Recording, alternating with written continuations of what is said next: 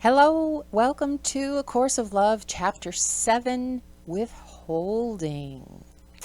We're going to explore what we are withholding and what effect that has on our path. Your heart knows that you receive what you give. Therefore, what you don't receive is what you withhold. So if you look at your life and you think, what am I lacking? There's a direct correlation between what you are lacking and what you are giving. So you can do some inquiry there on your own. A correction is needed. You need to become aware of what you withhold from love. And only then will you become aware of what it is you have to give. So you might be saying, what do you mean? I need more money and I give money. But part of this process is to become aware of the fact that you have something to give that's really precious, and that it's important to look at what part of that you might be withholding. Verse 4 reminds us, in order to identify yourself in this world, you have had to withhold a piece of yourself and say of this piece, this is what makes me uniquely who I am. Thus, that which is most separate, or that which you have determined separates you the most, is that which you value most highly. And this is the primary thought by which you live your life. You protect your identity and hold it separate. You are determined to do it your way. I mean, there's even a song, My Way, about it, because that's the way this world is run. I'll compromise here and I will meet you halfway there, but when it comes to my individuality and my own identity, oh no, that I'm holding on to. Now, this sense of self is derived from your knowledge of a true self. It is this true self that you must be willing to freely give. So now we're separating into a couple of different selves here. One of them is the personal self, your identity from which you operate in this world, and the other is this true self with the capital S. And it's telling us that the identity self, the small self, actually is contained within the big self. And that's where we get this knowledge that there are some lines we just won't cross. So the evidence of this in the personal self, if you're a Course in Miracles student, you call it the ego self, the will to live. It's amazing how people persist on hanging on. The cry of the individual. The call to create. I'm going to make this uniquely mine. I'm going to create something that's unique from me. And our sense of ethics, morals, and values, what we think is right, how we base our decisions and base our lives. And that boils down to this concept that I won't sell my soul. You can't get me to do something that is against my ethics, morals, and values, at least not consistently. So in verse 7, this is the only self that holds the light of who you are in truth. The self that is joined with the Christ in you. So there's, in spite of all of this personal self, this identifying in the world of illusion, there's this nugget of something that knows it's precious. And that's what we're looking at today. Verse 9 reminds us, the world does not keep you separate. You keep yourself separate from the world. This is what has made the world it is. So if you think that, I'm off on my own, I don't have the support that I need, I don't have the love that I need, I don't get the attention that I need, If those are the thoughts that are going through your mind, it's really important to come to a place of awareness that you're the one who's separating. You're choosing it. So just own it and see what's actually true there. When you realize you've kept the truth locked away while you've protected the illusion, a huge exchange will happen, and you will throw open the doors to give willingly. And this is because only illusion needs protecting. Only that small personal self that isn't real and doesn't last needs protecting. Telling the truth, living the truth, recognizing the truth will eliminate the need to withhold. So this is kind of an extension of that concept that we've heard before, where people have said, if you don't lie, you don't have to cover up your lies. This is a really similar idea, that when we absolutely are willing to face the truth of what we're doing in each moment and what's happening in each moment, and that all the time our energy is put on not running away from what's true, but turning to face it, not being afraid of what's true any longer. So there's a shift that happens there. And when that happens, the truth doesn't need protection. So you don't need to withhold anymore. You don't need to put up barriers anymore. So the text breaks it down to two forms of withholding. One, what you withhold for yourself that you want to keep, and what you withhold of yourself. So the things you withhold for yourself are your grievances, your resentments, the big and little things that you just don't want to let go of, the stories from your past, the things your boss did that were wrong, the way that your son or daughter didn't do you right, or your husband or your wife or your friend. Those things we hold on to prove how badly we've been treated. We hold on to them because we want to. We also hold on to the need to be special. I'm different from everyone else. We compare and contrast. This is usually not in the other person's favor. We do tell ourselves how we're worse than other people, but we also tell ourselves how we're better than other people. Well, I may be this, but at least I'm not that.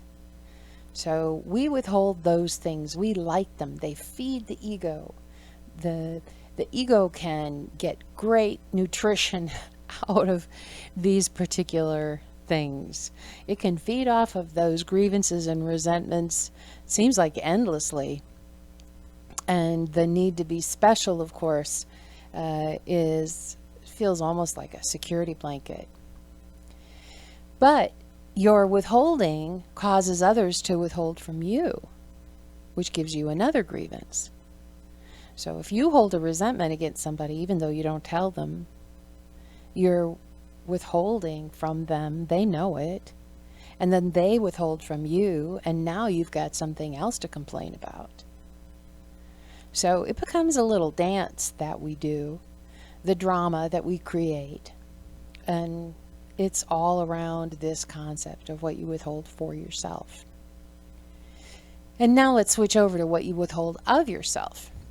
Of course, there are material possessions, money, belongings, and wealth. We tend to hoard those and hold them close because they make us feel secure. But we also withhold our ideas. We don't sometimes want to share our ideas, our creativity, our humor, our love. We certainly have trouble sharing our love sometimes. And the next one is a biggie, our acceptance and approval. Boy, we dole that out sparingly. I mean, unfortunately, we do. And we think that makes it more meaningful. Well, he doesn't like very many people, but he does like me, which means I must really be special. And our attention and our time. We also withhold these things of ourselves. We're not willing to give them to other people when they ask, unless we think we're going to get something back in the bargain.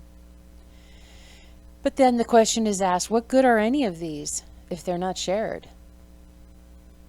In every situation that you would keep, you would not have. If you don't share the gifts that you have, they become meaningless, except for you're feeling secure about them or special for having them. If you don't share humor, there's nothing there. If you don't share love, it can't be exchanged. That's no fun. Even acceptance of and approval and attention and time, if you don't share them with someone, then what good are they? So just a recognition there of where we withhold. In verse 13, what you do not realize is that every situation is a relationship. Even those as simple as unreturned phone calls and snarled traffic. You relate to someone or something in every situation you encounter, and what you hold against them, you withhold from them. So in this new way of relating from the heart, relationship isn't just between one person and another person. It's in every situation, in every moment. You're either withholding from it or you're joining it. You're either withholding from that person who bags your groceries, or you're joining them in this present moment, giving them acceptance, allowing them to be. And that's really what joining is about, allowing the person or the situation, the moment, to be as it is. Verse 16, what you hold away from the rest, what you hold for ransom and do not freely give, you do not have the use of for yourself. So if I hold back on my joining with this moment, I'm not experiencing this moment either. If I hold back on really embracing the situation as it is right now, or really being present with whomever shows up at my door or in my life, I don't get to have the full experience either. So it's not really helpful. So we now call on the hidden knowledge of your heart. You are continuously in relationship, whether you are interacting with another person or not. Now, reminding again, and I'll keep coming back to it, that relationship, love, union, joining, all these words pointing to the same thing, is that acceptance and that presence with what is showing up in this moment. And so if you look at it from that perspective, you can see I'm in relationship with this moment. I'm in relationship with my body. I'm in relationship as I speak to you with my voice, with you, even though I haven't met you yet. I'm in relationship with you because my heart is exchanging with you. I'm in relationship to these ideas. I'm in relationship to the Christ. I'm in relationship to this microphone. I'm in relationship to the movement of my tongue and my lips to make these words. And when we completely accept and allow, and we become present, we actually show up for the life that's happening in every moment. And that's what we're calling on. Verse 23, start with this idea. You will allow for the possibility of a new truth to be revealed to your waiting heart. Let your heart be open to a new kind of evidence of what constitutes truth. Remind yourself that when love comes to fill your heart, you will deny it not, nor its source. So he's, again, planting that seed of just don't try to think you have it all figured out. Just don't try to come at this in your old way, but just allow the possibility that there might be another way of looking at this, another way of responding to life from the truth, from what is actually happening in your direct experience in each moment, is what he's pointing toward. And he's asking to let your heart be open to the evidence, not somebody's idea, not my voice, not Mari Perone's voice, not the words in a book, but the actual evidence of your own experience as it looks to see what is true in this moment. And when that comes, and when there's a washing through you of love and relief and freedom, don't deny it. And don't deny its source. That's what he's asking. So, thanks for listening. We'll see you in the next chapter.